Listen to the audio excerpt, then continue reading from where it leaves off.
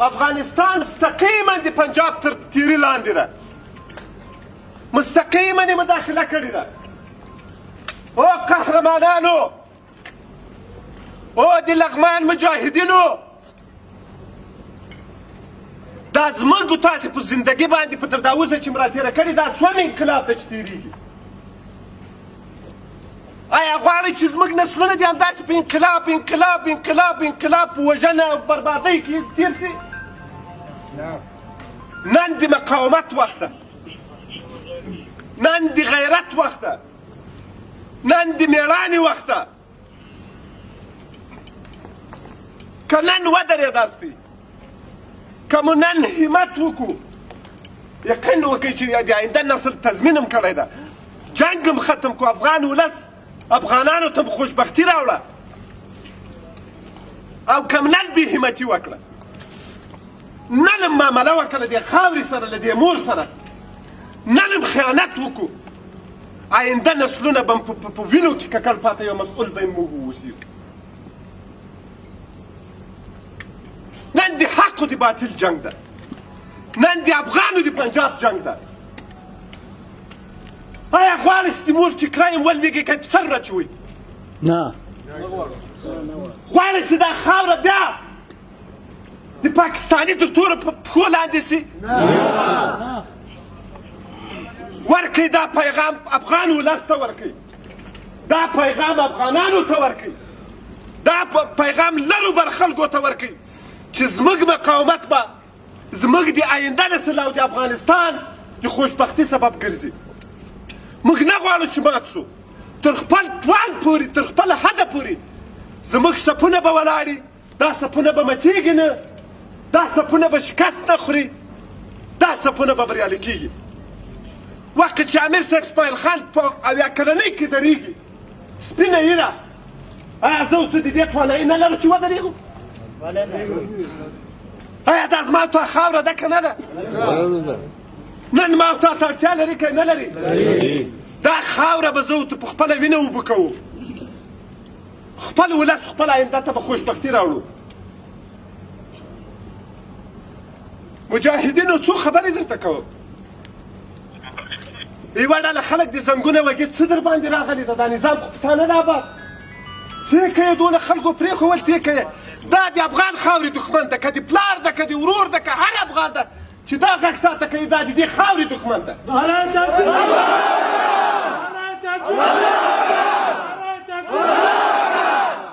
څوک چې ما د خپلې خاورې له عزته ساتي، څوک چې ما له افغانولي نه باسي،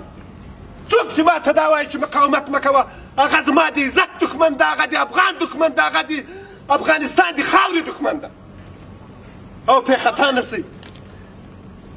ستړي راغلي دي، ستړي به مخ تېره اوسو، خو به څونه تکلیفونه تېر کړو، څونه زحمتونه یې تېر کړو. موږ به په همدغه لاره باندې ځو، موږ به په همدغه مسیر باندې ځو، موږ ماتې نه منو. هر هغه څوک چې هغه معامله کوي، هر هغه څوک چې د خاورې عزت پلوري، هر هغه څوک چې زموږ په سفرو کې شکست راولي، اوس دې ووځي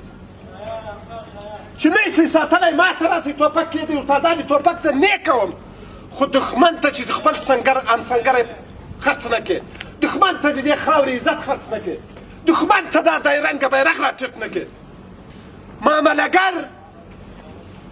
هغه څوک چې د افغان خاوره خرڅوي، هغه څوک چې نظام خرڅوي، زما درته امر ده ویولئ. هغه څوک چې سنګر په طالب مزدورپالو ته بې مقاومته پرېږدي او معامله کوي، ویولئ. زموږ پیغام افغانانو ته، زموږ پیغام لغمانیانو ته، لغمان ولس ته، زموږ پیغام ټولو افغانانو، ټولو هغو مدافعینو ته چې هغه په هېواد په هر کونج کې جنګېږي، مقاومت د بریا شرط ده. مقاومت موږ بري ته رسوي. موږ په پکتیکا غږ کوو، موږ په خوست غږ کوو، موږ په پکتیا غږ کوو، موږ په بلخ غږ کوو، موږ په ټول هېواد باندې غږ کوو چې مقاومت به زموږ تاسې سرنوشت ټاکي، مقاومت به د افغان خاورې د افغانانو سرنوشت ټاکي او موږ تاسې په سمې خوا ته ځو. موږ سوله کوو، باعزته سوله کوو. خو څوک چې موږ پاکستان په موږ باندې را تحمیلوي، قطعا موږ ته د منلو وړ نه ده. نعره تکبیر! نعره تکبیر!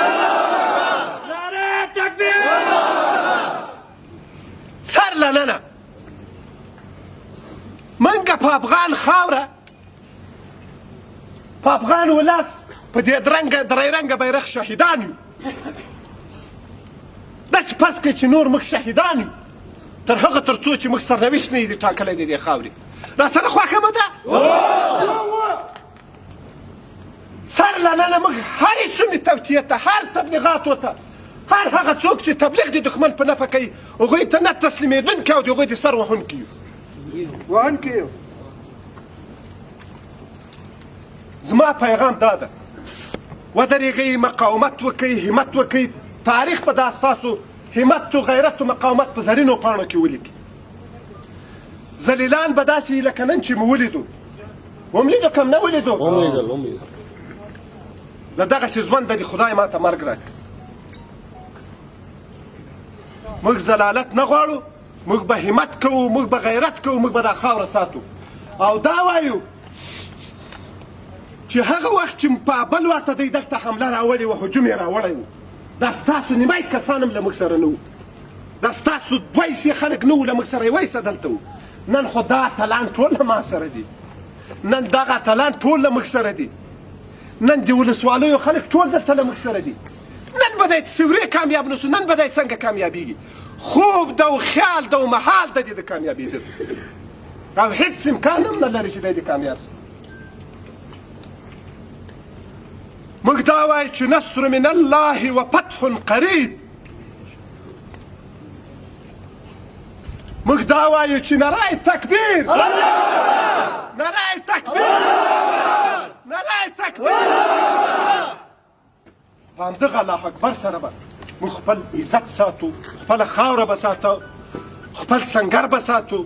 او خپل درې رنګه بیرغ به نه پرېږدو چې هغه تر پښو لاندې ولویږي او د اجر تر پښو لاندې ولویږي په دې کې موږ ډېر شهیدان ورکړي ډېرې قربانۍ مو ورکړي دي ملګرو دا سختې ورځې دي افغان خاوره افغان تاریخ اوس موږ ته اړتیا لري دا سختو ورځو پرې ښې ورځې راتلونکي دي هم زما او ستا د ملت لپاره ښې ورځې راتلونکي دي هم مو تاریخ په ښه مسیر باندې روان ده که موږ تاسې مقاومت وکړو او که مقاومت ونه کړو همت هم ونه کړو والله وبالله ثم تالله چې تاریخ سره مو جفا کړې ده والله وبالله تاریخ نه بخونکی به وي والله وبالله چې زما او تا تاریخي ماتې به یو هر ځلې دا ماتې له همدغه تور پنجاب ما او تا ته راغلي دا ځل مقاومت کوو دا ځل همت کوو دا ځل نه پرېږدو چې زما او زما د خاورې او زما د افغانانو عزت تر خاورو لاندې سي دا ځل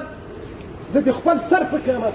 دا ځل زه د خپلو وینو په قیامت دا ځل زه د خپلو همسنګرانو په قیامت باندې دا ساعته مو نه پرېږدم چې هر وخت و هر ځل